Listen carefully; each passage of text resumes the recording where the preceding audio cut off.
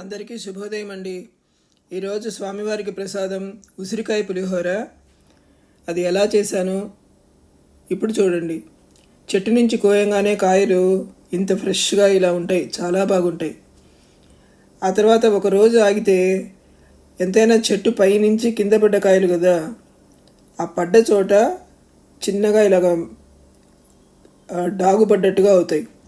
కానీ అది నిజంగా డాగు కాదండి. ఒక చాకు తీసుకుని పైన అది తీసేయచ్చు, లేదా ఇది గట్టిగానే ఉందనుకోండి అలాగే వేసేయచ్చు. శుభ్రంగా కడిగి ఒక బాండీలో నూనె వేసి ఆ ఉసిరికాయలు అందులో వేసుకుని ఇలా మూత పెట్టుకుని మగ్గనివ్వాలి. ఇప్పుడు ఈ పులిహోరలో నేను పచ్చిమిర్చి కన్నా కూడా ఈ క్యాప్సికమ్ తీసుకున్నానండి. చాలా బాగుంటాయి దీనిలో. Red capsicum and green capsicum తీసుకున్నాను. ఇవి కలర్స్ దొరుకుతాయి కదా, కలర్గా ఉన్నవి, ఎల్లో, రెడ్, గ్రీన్ అట్టగా. నేను ఈ 2 కలర్స్ తీసుకున్నాను. ఇవి చాలా చాలా టేస్టీగా ఉంటాయి అన్నమాట ఈ పులిహోరలో. అంతకు మించి చాలా పోషక విలువలు కూడా ఉన్నాయి ఈ క్యాప్సికమ్స్లో. అందువల్ల నేను వీటిలో ఇవి వేస్తాను. ఇప్పుడు భాండీలో వేసుకున్న ఉసిరికాయలు ఈ విధంగా చక్కగా మగ్గిపోయినాయి. కాస్త చల్లారనిచ్చి నేను ఒక 5 ఉసిరికాయలు తీసుకున్నానండి. అంటే మనం చేసే క్వాంటిటీని బట్టి, రైస్ని బట్టి అవి ఎంత కావాలో తీసుకోవాలన్నమాట. 5 ఉసిరికాయలు గింజలు తీసేసి మా ఆనియన్ కట్టర్లో వేసుకున్నాను. మా మిక్సీ జార్లో కూడా వేయచ్చు, కానీ మిక్సీలో ఏంటంటే మొత్తం చాలా చాలా మెత్తగా అయిపోతుంది. మనకి కొంచెం ముక్కలుగా ఉండాలి అంటే ఈ ఆనియన్ కట్టర్లో వేస్తాను నేను. వేస్తే ఏంటంటే చాలా ఫైన్గా ఉన్న ముక్కలుగా ఉన్న మిక్సీ వస్తుందన్నమాట. ఇగో ఇలా చూపించినట్టుగా. ఇది తిరగమతలో వేసినప్పుడు అక్కడక్కడ పలుకులుగా తగులుతూ చాలా టేస్టీగా ఉంటుంది. ఇప్పుడు వేరొక భాండీలో నూనె కొంచెం పెట్టుకుని పులిహోర తిరగమత వేసుకోవాలండి. శనగపప్పు, మినప్పప్పు, ఆవాలు, ఎండుమిర్చి వేసుకుని ఈ తిరగమాత బాగా వేగిన తర్వాత ఇవి ఎండుమిరపకాయలు నేను 3 వంతులు వేగిన తర్వాత వేస్తాను. ఇప్పుడు ముందరగానే వాటిలో వేయటం జరిగింది. అందువల్ల కొంచెం వేగిన తర్వాత నేను ఆ ఎండుమిరపకాయలు తీసి పక్కన పెట్టాను. చివరి దాకా ఉంచితే ఏంటంటే మాడిపోయి నల్లగా అయిపోతాయి అన్నమాట. అందువల్ల ముందరగా అవి కొంచెం వేగిన తర్వాత తీసి పక్కన పెట్టి చివరిలో మళ్ళీ కలుపుతా. అప్పుడు ఆ ఎండుమిరపకాయలు కరకరలాడుతూ చాలా బాగుంటాయి అన్నమాట. ఇప్పుడు ఈ తిరగమాత వేగిన తర్వాత అవి తీసిపెట్టిన మిరపకాయలు, ఈ తిరగమాత వేగిన తర్వాత ఇప్పుడు మనం తరిగి పెట్టుకున్న క్యాప్సికమ్ ఉన్నాయి కదా, ఆ క్యాప్సికమ్ ముక్కలు ఇందులో వేసుకోవాలి. అది గ్రైండ్ చేసి పెట్టుకున్న ఉసిరికాయ తురుము, ఇంగువ,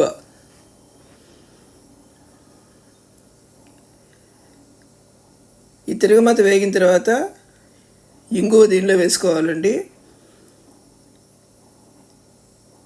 ఇంగువ వేసుకున్న తర్వాత ఈ కూరగాయ ముక్కలన్నీ వేయాలన్నమాట.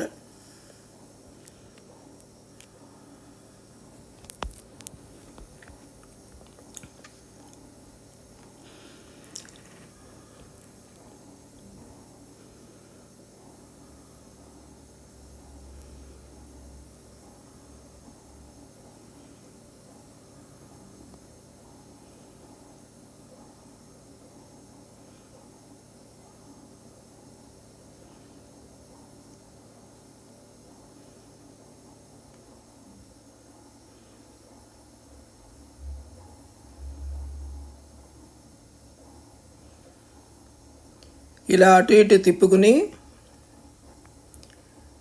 దాన్ని మూత పెట్టుకుని వీటిని కూడా ఒక 2-3 నిమిషాలు చక్కగా అవి కూడా ఉడికేంత వరకు ముక్క ఉడకాలండి. అది మూత పెట్టేసుకుని ఒక 2 నిమిషాల తర్వాత చూస్తే చూడండి, సాఫ్ట్గా చక్కగా ఇలా వచ్చేసినాయి. ఈ వచ్చిన వాటిల్లో ఈ ఉసిరిక తురుము వేసుకోవాలి.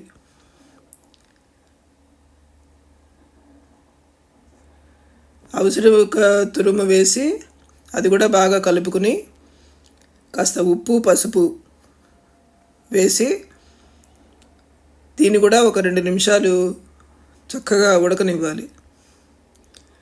ఆ ఉసిరిక ముక్కలు చిన్న చిన్న ముక్కలు అలా తెలుస్తున్నాయి కదండి, అవి అలాగే ఉంటాయన్నమాట. కొంచెం సాఫ్ట్గా అవుతాయి, కానీ ఆ రైస్ వేసి కలిపినప్పుడు చాలా బాగుంటాయి అన్నమాట. ఇప్పుడు విడిగా కొంత రైస్ ప్లేట్లో తీసుకుని మనం ఎంత చేయాలనుకుంటున్నామో క్వాంటిటీ, ఆ క్వాంటిటీ ఇలా కలుపుకోవాలండి. ఇది మీరు చేసుకుని చూడండి. అంటే మనం ఎప్పుడు చింతపండు పులిహోర చేస్తాం, నిమ్మకాయ పులిహోర చేస్తాం, దెబ్బకాయ పులిహోర చేస్తాం. అట్లాగే ఈ ఉసిరికాయ పులిహోర కూడా చాలా అంటే చాలా టేస్టీగా ఉంటుంది. ఈ ఉసిరికాయలు దొరికే సీజన్లో ఎన్ని విధాలుగానైనా ఇలా ప్రిజర్వ్ చేసి పెట్టుకోవచ్చు అన్నమాట. ఇప్పుడు నేను 5 ఉసిరికాయలు తీసుకున్నాను కదండి, ఆ మిగతా ఉసిరికాయలు ఇట్లాగే మొత్తం గ్రైండ్ చేసి పెట్టుకుని ఉప్పు పసుపు కలిపి పెట్టుకుని ఓ డబ్బాలో పెట్టుకోవాలండి, ఎయిర్ టైట్ డబ్బాలో. ఇది ఎప్పుడు కావాలంటే అప్పుడు ఈ మిశ్రమాన్ని మనం ఈ ఉసిరికాయ పులిహోర చేసుకోవడానికి చింతపండు బదులుగా ఈ ఉసిరికాయ ముద్ద వాడుకోవచ్చు అన్నమాట. ఇలా నిల్వ చేసి పెట్టుకోవచ్చండి. అంటే ఉసిరికాయని మ్యాక్సిమం మనం ఎన్ని రకాలుగా నిల్వ చేసి పెట్టుకోవచ్చు, ఎన్ని విధాలుగా మనం ఆరోగ్యకరంగా వాటిని తినచ్చు అనేదానికి ఇన్ని రకాలుగా చేసుకోవచ్చండి. Thank you very much for watching my video. Please like and subscribe. Thank you.